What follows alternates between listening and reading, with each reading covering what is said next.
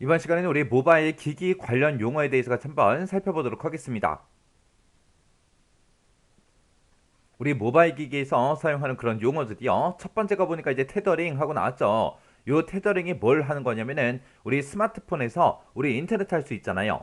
근데 내가 만약에 노트북을 가지고 있어요. 근데 이 노트북으로 나는 인터넷을 쓰고 싶은데 와이파이를 잡아보니까 와이파이가 잡히지가 않아요. 내 주변에 인터넷이 아예 없습니다. 그럴 때 우리가 핸드폰을 가지고 우리가 스마트폰을 가지고 이제 인터넷 쓸 수 있으니까 우리가 스마트폰에서 테더링이라는 그 기능을 활성화를 시켜요. 활성화를 이제 시켜놓고 우리가 노트북에서 이제 인터넷 잡아야지, 그리고 이제 무선 인터넷을 우리가 사용할 수 있는 걸 검색을 하게 되면 이제 우리 스마트폰 그 인터넷을 우리가 노트북에서 사용할 수 있게 그렇게 이제 나타납니다.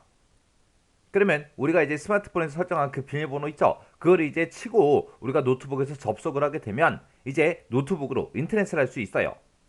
그러면 노트북에서 이제 인터넷을 할 때는 어떤 인터넷을 사용한다? 우리 스마트폰 인터넷을 우리가 노트북에서 그렇게 쓸 수 있게끔 그렇게 이제 해주는 게 우리 테더링이요. 해서 테더링이라는 거는 인터넷에 연결된 그 기기요. 아까 제가 설명했을 때 우리 스마트폰 얘기한다 그랬죠? 그런 스마트폰을 모뎀처럼 그렇게 이제 활용을 해서 다른 기기도 인터넷을 사용 가능하게 해주는 그런 기술을 보고 우리가 뭐라고 하더라? 테더링이라고 하더라.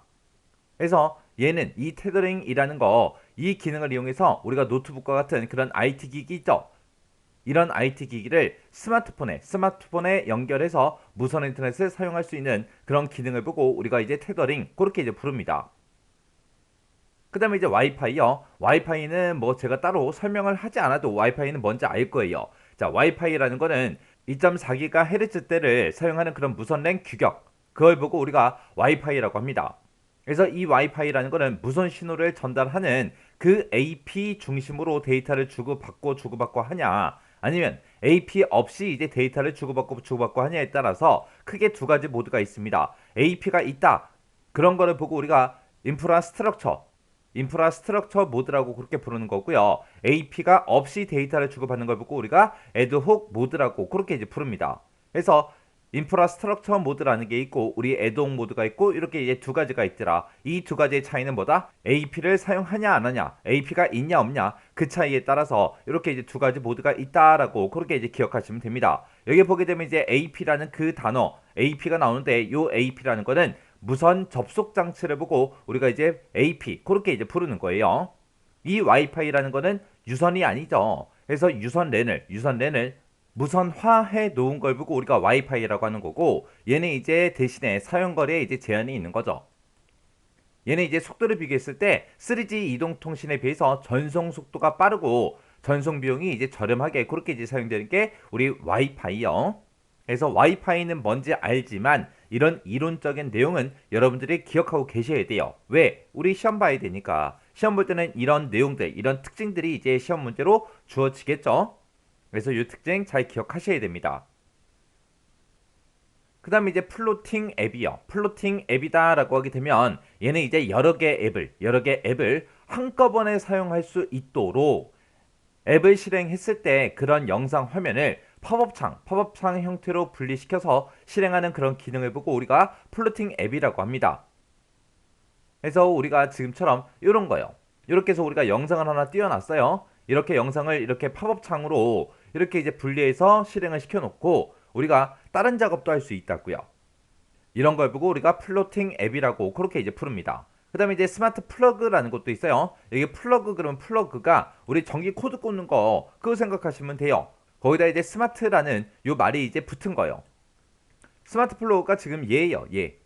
요건데 얘는 이제 언제 쓰냐, 우리 멀티탭을 집에서 많이 쓰잖아요. 그 멀티탭 코드를 여기다 이제 갖다 꽂는 거예요. 꽂아서 얘를, 이 스마트 플러그를 우리가 벽에다 이제 갖다 꽂습니다. 꽂아놓고 우리가 이제 그냥 가전기기를 쓰는 거예요.